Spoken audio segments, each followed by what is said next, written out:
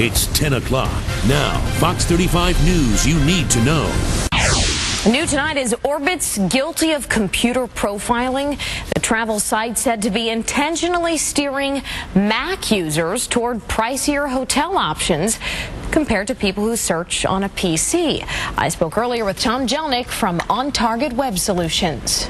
The story was in the Wall Street Journal, and depending on the type of computer you use, you're seeing different hotel results? Right, so what happened today, Sonny, is it's been discovered that Orbitz is actually sending Mac users to different, well, not different results, but they're showing higher dollar hotels up towards the top of the listings. They're almost filtering your results in a different manner. That's correct, because they've done some extensive research and found that Mac users are spending more money, okay? How can they do this? I mean, or do they know that much about us as users? Well, that's their job. I mean, they have to dig deep and know what their demographic is and who's going to spend more, etc. So what they're doing is they're recognizing what browser you're using when you go to the site and switching up the results accordingly. So what browsers rank where? I mean, the popular ones are Internet Explorer, Mozilla, Firefox. How did those rank? Well, those are typically used on PCs. However, you know, Firefox and Chrome are being used a lot more in an Apple environment. But I think what's happening here is they're detecting that it's, you know, the Safari browser, which is built into Macs, right? And they're not showing you different results entirely. They're filtering them so the more expensive ones are at top. That's correct, because again, their research showed that Mac users spend more money. And it's totally okay for them to do this?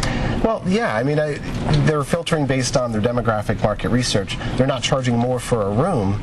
They're just showing you the higher dollar end, you know, 5-star resorts. And they're not the only website, Tom, that is tracking our every movement. It's kind of scary when you think about, given the number of websites any person logs onto in a given day, how much information they could have on you. There is a ton of information. And the best rule of thumb with all this is just to be aware of that and remember that Google never forgets. Yeah, so what exactly are they tracking? The websites you visit? What else? They track the websites you visit, the ones you've come from, the ads you've clicked, the interests you have, so they can really start to build a good profile of who you are. Is there any way, as a final question here, to prevent them from gathering all this info? I think you need to use common sense. So all these even social media venues that you go to, don't click through and don't install apps that you don't trust or that may be tracking your spending habits.